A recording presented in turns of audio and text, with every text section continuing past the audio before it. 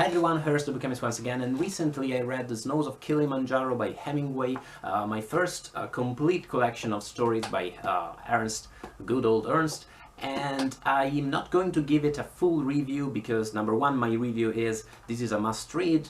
It's a needed book. It's one of those books you just have to read if you're passionate about literature. And number two, because these kind of collections, according to the country you live in, according to the language you're going to read it in, every collection is different. Probably you're not going to read my same stories, but one thing I'm going to say, besides all those other things I just said, is that reading these stories, it struck me much more heavily, in a much stronger way than when I read Hemingway's novels, the way his style was revolutionary for his period. The way really his dry, short, the whole tip of the iceberg writing style thing emerges very, very clearly in these stories, in his stories, mostly because many of those are really short and many of those apparently are kind of plotless, even though when you go back and reflect upon them, they do actually have very complex plots and very satisfying ones, and sometimes even sort of very strong denouement in them. At the same time, you realize while you're reading them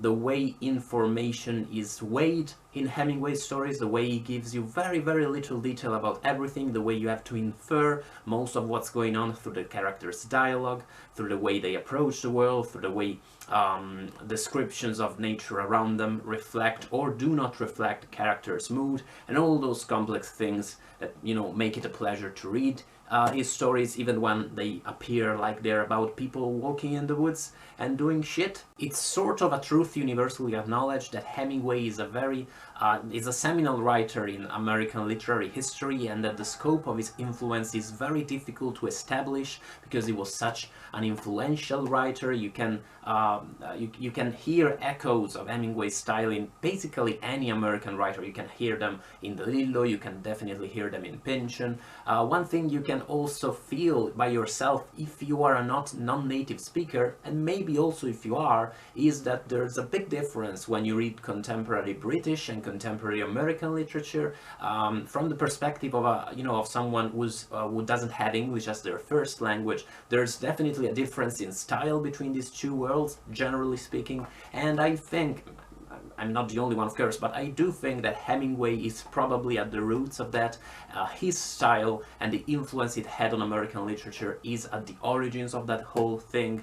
And anyway, why am I filming this video? Because reading Hemingway's stories made me think back about my experience with his novels and made me think back about them a bit. Hemingway in Italy, where I'm at the moment, is one of the few American writers who is very widely known, mostly by virtue of the fact that he spent a lot of time here in Italy. And this video is kind of my way to think back aloud about my hypothetical top 5 Hemingway books, but really about the books I read and about how I relate to them. I read all of these books several years ago, so this is not really a fresh review or a fresh take on them. It's just a way for me to think back about them and maybe start a little discussion in the comments below. Do let me know about your favorite Hemingway novels, about your whole experience with him, whether you appreciate his style, whether you find it a little bit too hard to digest at times. I'm not going to put in this, let's call it a top 5 Farewell to Arms, even though it's largely set in my dear Milan. At one moment Hemingway goes to Cova, which is probably the best bakery in the world, because I think it was my first Hemingway novel, and it was I think it's a bit hard to digest. I'm not sure it's a good introduction to Hemingway, because here the whole tip of the iceberg thing, the whole fact that you have to infer characters' emotions through the things they do, through the context of the text, through their dialogue and such, makes it at times, it makes it appear like a rather heartless novel. There's a movie called The Silver Linings Handbook, which is a good movie. It's a good movie, I like it. And in that movie there's a character who reads this book, reads Farewell to Arms, and throws it out the window as soon as it's done with it. And I can see why you did that. If you're not prepared with this kind of book, it may seem like a pointless, maybe like a heartless book. It's not at all. I'd suggest you start with something else. Number 5 would probably be The Sun Also Rises, also called Fiesta in some countries, which sounds ridiculous to me, also because Fiesta is the name of a very popular snack in Italy. And this is not a book that you want to associate with anything pleasant or happy. This is really one of the most tragic books I've ever read. It's, again, a tragic story of war, mutilation, the impossibility to accomplish love and to be happy in life, while at the same time trying to carry on and trying to go on and find meaning in a world that may not have meaning. Hemingway in general is a rather tragic author, and there's a deep note of sadness in all of his books. I leave it to you to decide where that comes from.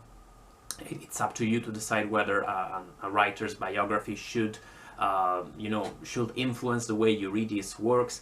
Sun Also Rises is definitely one of those books where you can perceive on a page-by-page basis the deep tragedy at the heart of Hemingway's prose. And beyond that, of course it's a sad book, but beyond that you can appreciate the great struggle between the joys of the world and all the pleasure you can find in them, and the way Hemingway's characters are constantly drawn toward despair and toward the dark side of life. Number 4 would be The Old Man and the Sea, another must-read together with Hemingway's short stories. Just find any collection, that will be alright. Old Man and the Sea is really, it's not the first Hemingway book I read, because it was read to me when I was in elementary school by a particularly enlightened teacher. The relationship, the friendship between this old man and his young friend, his young apprentice, is one of the most heartwarming moments in all of Hemingway's, and it's not like there's an abundance of those in his entire oeuvre. In this sense, this is probably a good introduction into his works. Also because it's very short, and because it tends to be lighter, it doesn't, to me at least, it doesn't appear as cold and heartless as some of his other works may appear. And that struggle between nature and man, between the good things and the bad things in life, is here presented in a beautiful way, without any drawing any clear, distinct line between the two sides of this struggle. Really, the fight between this man and this fish that goes on throughout the whole book. What's really the point in it? Will he be happy once he gets this fish? What's really the purpose of it all? Is it just so he can, feed himself? Is there something more to that? You'll read and you decide. Number 3, I can't show it to you, but will be A Moveable Feast. I'm not that interested, generally speaking, in biographical notations and info when I read fiction. I care about those, but I'm not really obsessed with the lives of writers, that's what I'm trying to say. And I didn't really expect to like A Moveable Feast when I read it, but I actually loved it. I think it's probably the most enjoyable book by Hemingway I've ever read. And really, if you're on the fence about reading Hemingway, if you don't think you're going to like, reading about bullfights and hunting and killing fish, this is such a pleasure for you. It's a book about the pleasures of life. It's a book about enjoying life basically all over Europe, while being kind of a shitty parent and a shitty husband.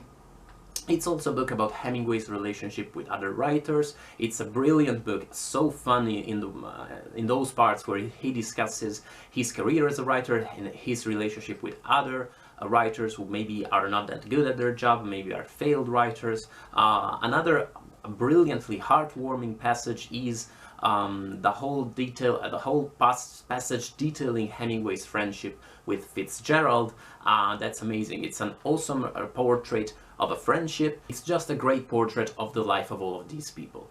Number 2 would be a sort of minor Hemingway novel, Across the River and Into the Trees, which I liked very, very much. It's Hemingway's Venice novel. It is set almost entirely in Venice. When you travel around the Veneto coastline, basically every souvenir shop sells this book. I think it's a small, probably underestimated masterpiece. Its portrayal of Venice is beautiful, and it draws a lot of, the usual parallels between Venice as a place of decadence and death. It's definitely a book about death. Thomas Mann does the same, of course, in what else but The Death in Venice. This book does that much better, in my opinion. It's a much more honest reflection on Venice as a city, probably also because it's so much more recent, so I can relate with it a little bit more. In general, again, it's a book about death, such as most of Hemingway, but it doesn't deal with the topic in a way that it is too morbid. Even more than it is a book about that, it's a love story, and that old struggle between, you know, life and death, pleasure and despair, it's here portrayed in terms that are almost heroic. And this is not a book about war. I mean, there's war looming in the background of this book, but that's in the past. It's really a book about a guy falling in love with a woman in Venice in a difficult moment in his life, and you'll read about it by yourself. But truly, that whole struggle is portrayed here in an original way, and in a way that is so much less heavy than in books such as Farewell to Arms, or definitely Sun Also Rises, or even the one I'm going to talk about in a second. In the sense, it's a pleasure, it's not a light read at all, but it is again less morbid than so many other of Hemingway's works. It's still not as good, if you ask me, as For Whom the Bell Tolls. That's the obvious masterpiece. It's an possibly the best war novel I've ever read, and portrays the horror and the absurdity of war and the contradictions of it, and the fact that sometimes you still have to do the horrible things you're obliged to do in those conditions. The characters in this book as well are well defined and clearly portrayed in better, in my opinion, than in any other of Hemingway's novels. The plot is thrilling, there's lots of great action in this book, you never really know who you should trust. There's a love story in here which is beautiful and heartbreaking. The tragic parts, and there's lots of tragic parts in this book, are so beautifully portrayed in a very lyrical, very majestic way. The last few pages of this book are probably my favorite pages in all of Hemingway. It deserves the status it has, in my opinion, by all means.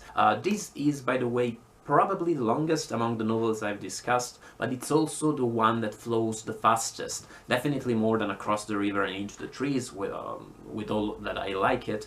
Also because, of course, its plot is interesting, and because its reflections and its philosophical reflections, it's brooding over the horrors of war and the dark side of human life, and how it would all be so much better if we could all go along together, but we really just can't. All of that never takes anything away from the plot and from the novel's progression. It's, once more, a masterpiece. These are my very general opinions on all of these books. Let me know about your own opinions on them. Let me know about your own top 5 and your favorite Hemingway novels in the comments below. Thank you once more for watching, guys. I'll see you in the next video. Bye, guys.